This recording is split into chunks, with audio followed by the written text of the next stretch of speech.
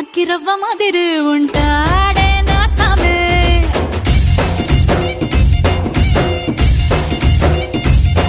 మెత్తాని పత్తి పువ్వుల మరి సంటోడే నా సామే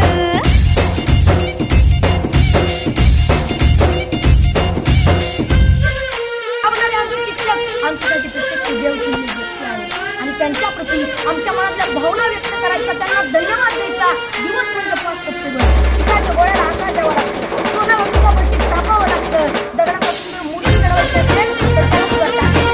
टाकायला लागतं मनुष्य नावाच्या प्राण्याला माणूस चढवायचा असेल